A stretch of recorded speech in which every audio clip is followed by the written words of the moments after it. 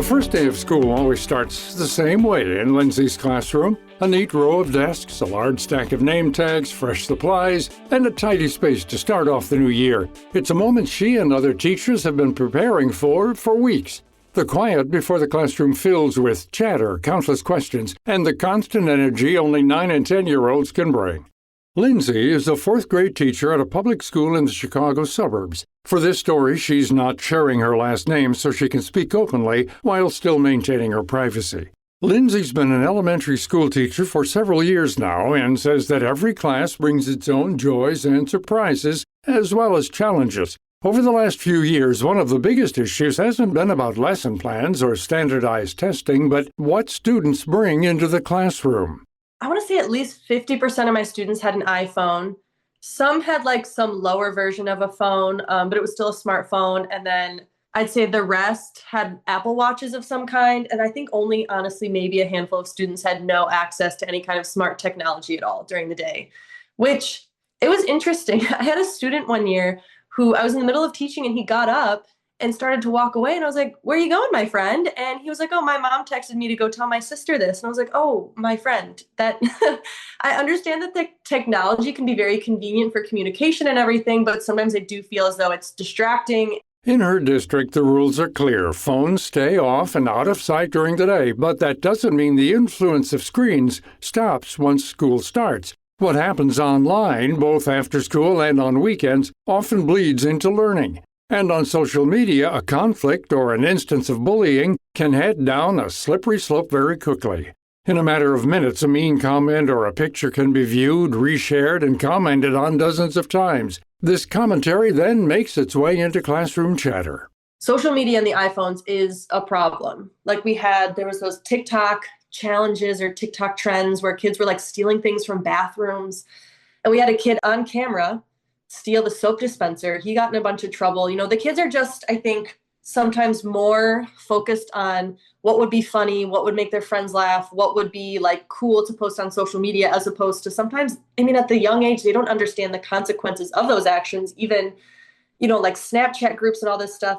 As an educator, Lindsay says it's a delicate balance between reacting to what happens at school versus what happens at home. Teachers trying not to step on parents' toes, but sometimes what happens online outside of the school day bleeds into the classroom, and that may warrant a larger conversation.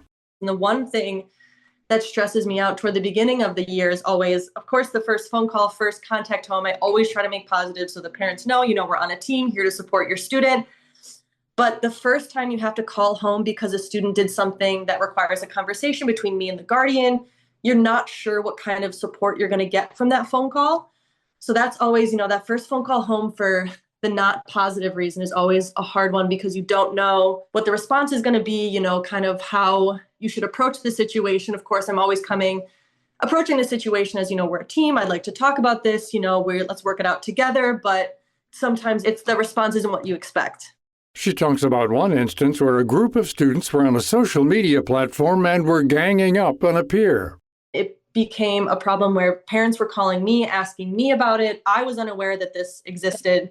So, I had to come up to administration, talk to them about it, because again, it is something that's at home. However, it's affecting students and their mental well-being in school, or just even their mental well-being at all. So that's a hard conversation to have. I had a parent crying on the phone to me about how their daughter was so upset. And, you never want to hear that. You never want to hear that a child is so incredibly upset because another child is being unkind to them.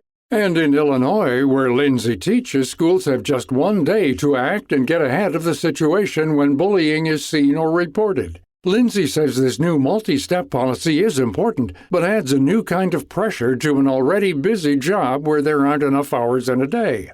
One person who understands this juggling act is elementary school principal Kathleen Corley. She's a 40-year veteran in elementary education and is the principal at Red Cedar Elementary in Bluffton, South Carolina. Over the years, she's seen the role of educators expand in ways few could have predicted. There are children who are influenced so greatly by their electronics that they don't really, honestly, live in our world anymore unless we really bring them back to talk about what is true and what is not true. Every school and circumstance is different, but she's seen firsthand how teachers routinely do so much more than teach. Sometimes they step into the role of a school counselor and help mediate a conflict that began online. Sometimes they're a friend who's there to listen and give advice. Sometimes there isn't a distinct category that they fall into. When it comes to keeping students in check about technology use, in Corley's district, most of them own a phone by 4th or 5th grade, but to lessen distractions, these devices aren't allowed out at all during the school day, not even at lunch. She says the goal isn't punishment, it's to give kids the space to practice real face-to-face interaction and connection. One movement that's gaining steam is called the Wait Until 8th initiative, where parents delay giving their child a smartphone until 8th grade. This delays social media use, and in the meantime, kids can still get in touch with family and friends by texting or calling on a basic old-school phone. She says there's many different routes to limiting smartphone and social media use and highlights this example too. Our music teacher has 5 children. He has a vault that's plexiglass, and the phones go in the vault, and they're locked, and they're allowed out for, I think he said, 45 minutes a day. And he's got high school kids. They must think that their parents are ogres of some type. They will come out of this a lot more positively than some of their peers. It's a rule that starts at home, but one Corley believes can shape better habits at school too. And as millions of teachers make their way through the first month of the new school year, it's not just about managing lesson plans. It's the daily juggling act of academics, safety, and meeting the social-emotional needs of every child on their roster. We're supposed to handle everything from stop, drop, and roll to citizenship to drug abuse to math, being fluent in at least 2 languages. All of that comes to school. The reality is that every year brings a unique set of hurdles, from curriculum shifts and tech disruptions to the personal struggles students carry with them. It's exhausting, unpredictable work. Yet Lindsay says the rewards still far outweigh the obstacles.